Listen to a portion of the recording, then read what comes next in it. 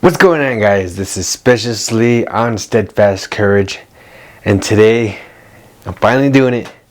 It took me over 2 years, but I finally got it.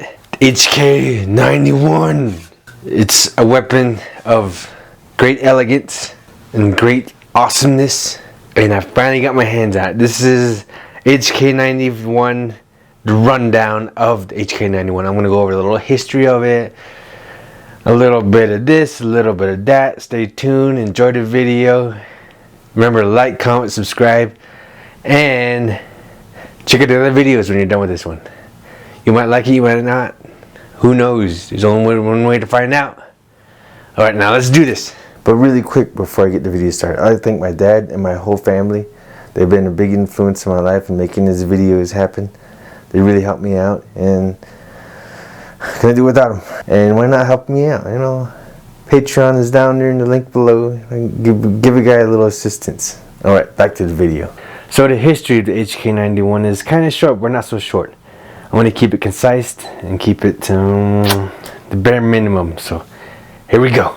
The HK91 is manufactured by Heckler & Koch, model 91. It fires the 7.62 by 51 and the 308.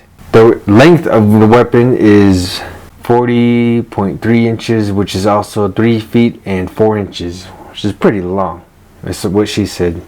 And the barrel length is 17.7 inches, which is about 1 foot and 5 inches, which is pretty long.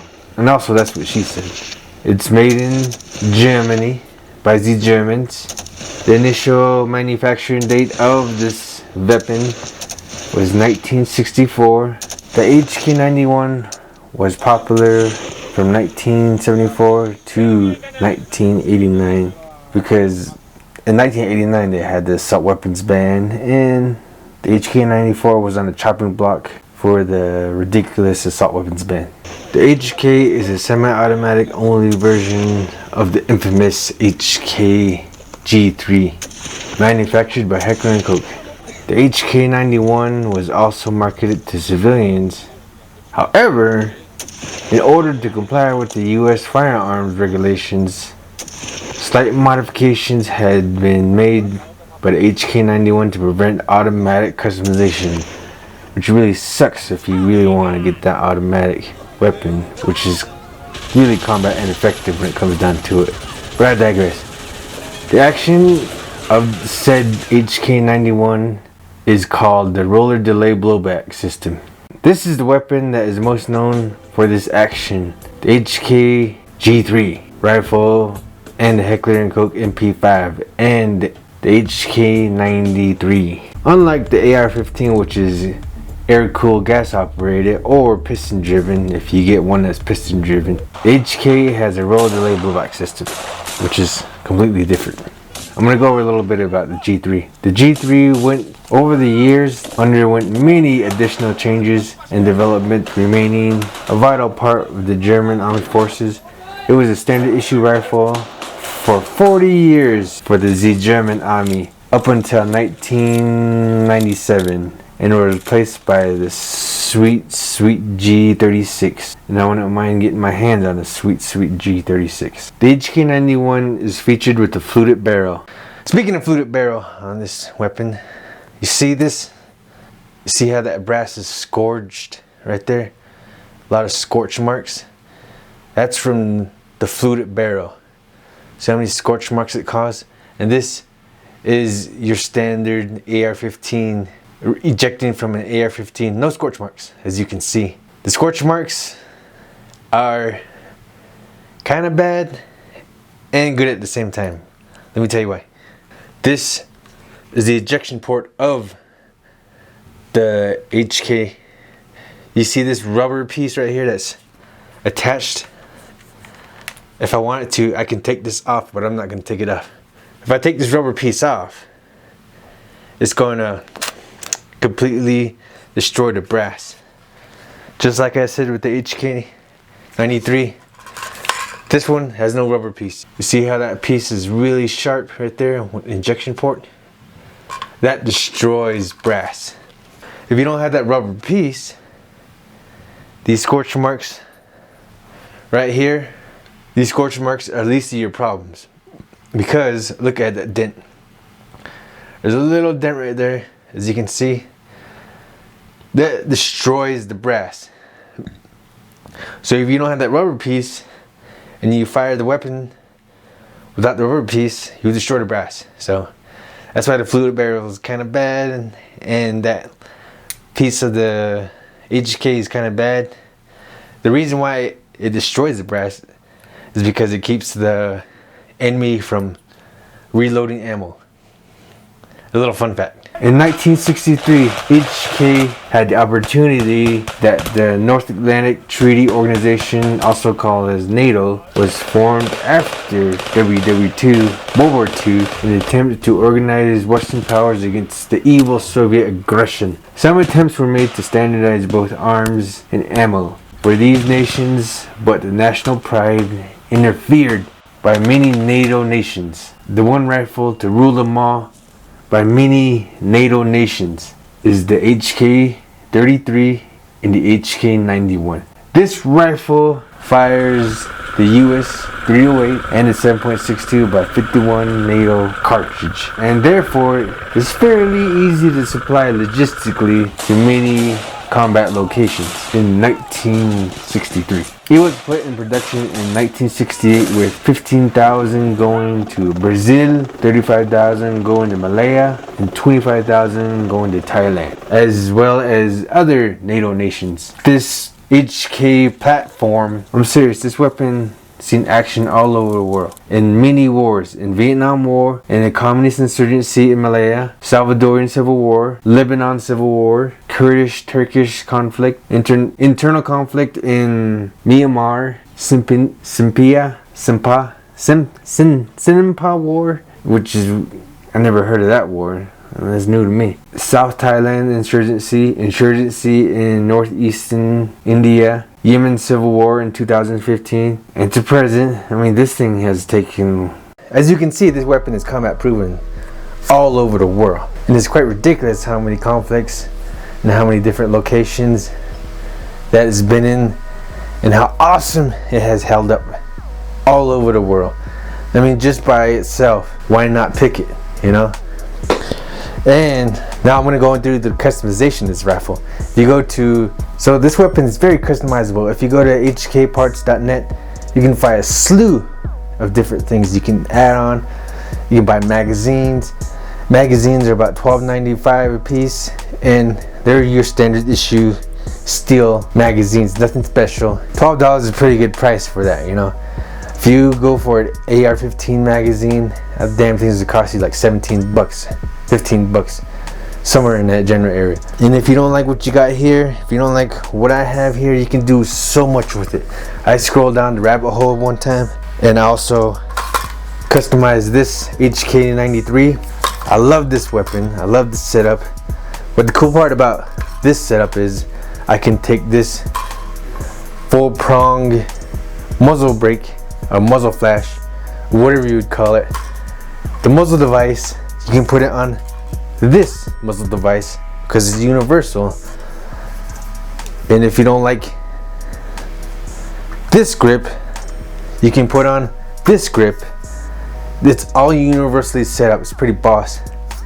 And if you don't like having just your normal diopter sights, you can put on a freaking sweet Picatinny rail and mount red dot. You can mount anything you want, scope, all kinds of cool stuff. And you go to that website and you can find so much, so awesome. You can get yourself a sweet magazine, extended magazine, which is a 50 round magazine. Now that bad boy is be heavy as hell. 50 rounds in a magazine of 5.56, not 5.56, of 308 or 7.60 by 51 is going to be extremely expensive, extremely heavy. We're looking at $280 on average. And that's a little pricey, but if you have the cabbage, why not? This website has all the replacement parts. If that breaks on you, the charging handle breaks on you, you can fix it. If this breaks on you, the selector switch, you can fix it. If you want a ambidextrous selector switch, get yourself an ambidextrous selector switch. If you want a collapsible buttstock, you can get yourself a collapsible buttstock. If you want a folding buttstock, get yourself a folding buttstock. If you want yourself to have any type of buttstock, get it. The sky's the limit. It's just gonna be a little pricey. But of course, we here on Steadfast Courage customize weapons with love. Love is the most important thing. Just because it costs arm and leg doesn't mean you ban it like a aborted child, or you abandon these weapons. You take care of them, you love them. Now I'm gonna go over the weight of the ammo of your standard loadout. I'm not sure about the standard loadout of an HK platform, maybe a DMR setup loadout.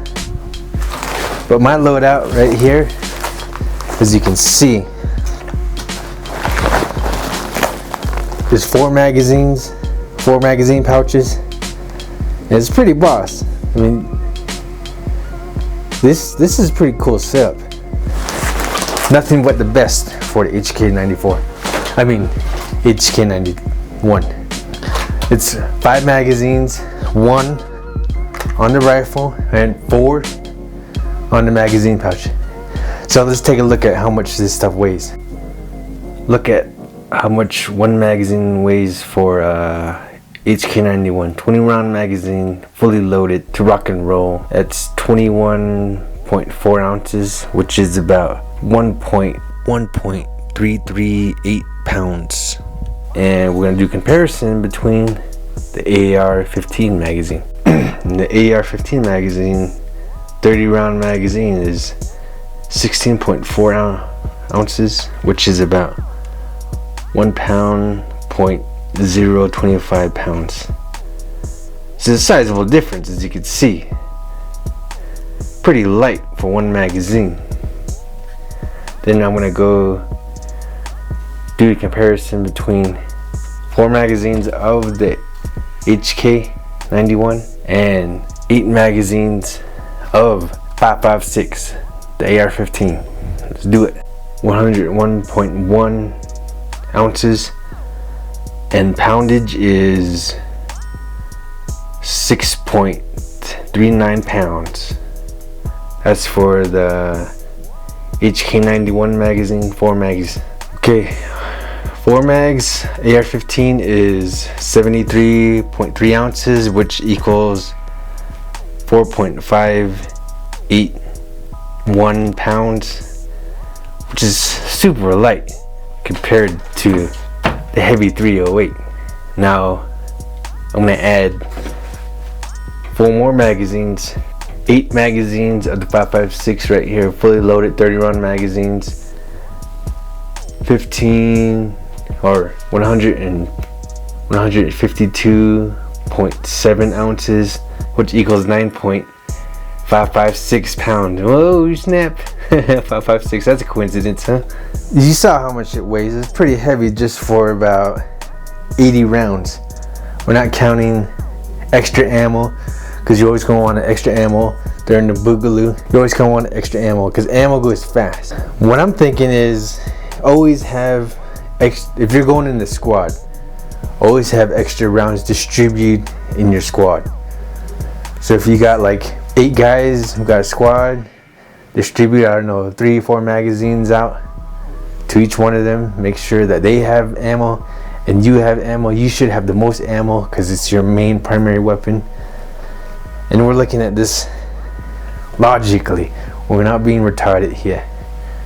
But then again, you always want a guy at least with the capability of taking out guys, I don't know, 1,000 meters out.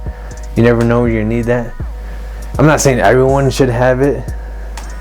I'm just saying that you should have one designated marksman guy in his squad if you're on the boogaloo, because you never know. The world throws stuff at you, and you don't know what they're gonna throw at you. So a guy with HK on the squad is a good idea.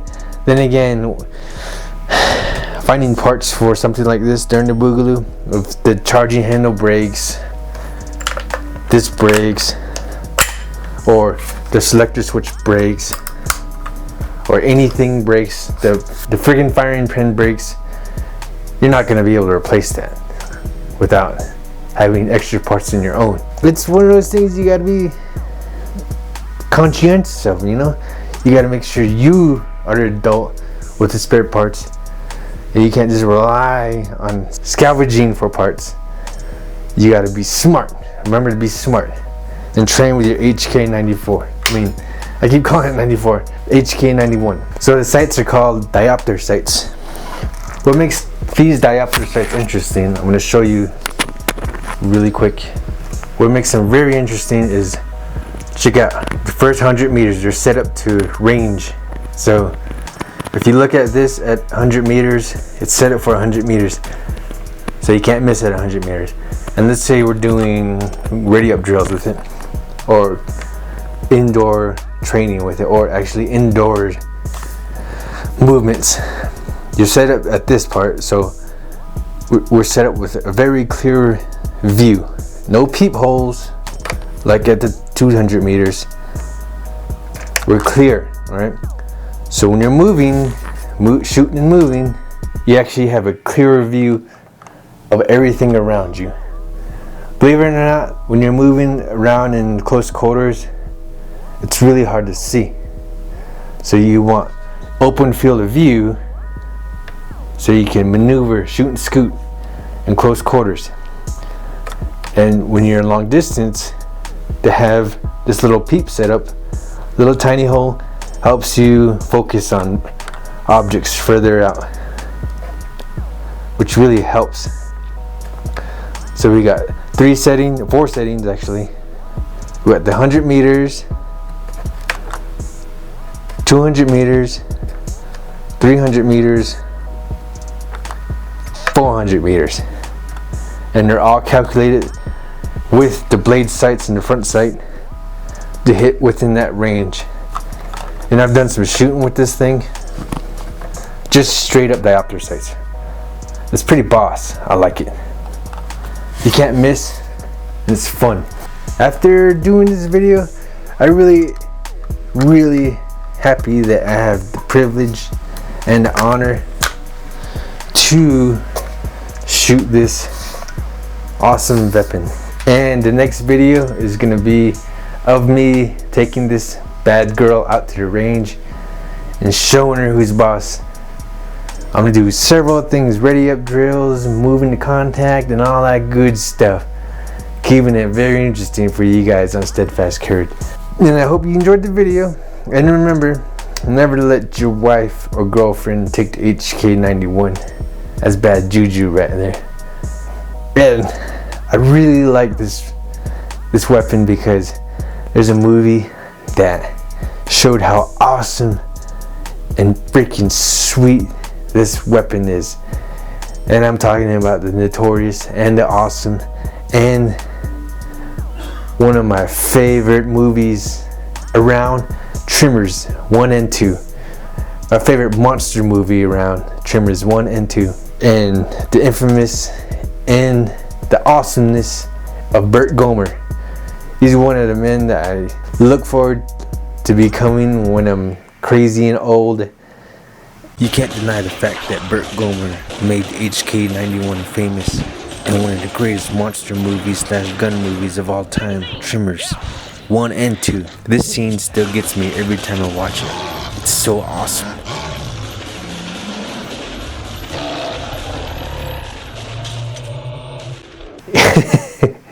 One of these days, when I'm crazy and old, I want to be just like that, man. One of these days, always looking forward to World War III, which might come actually soon when it comes on. Right now, the first scene of Burt Gomer taking on the evil graboids in his basement, that's a man that I could emulate and trust on a daily basis. It's freaking sweet. what he does with the HK91. Well, he drops it, but you know what?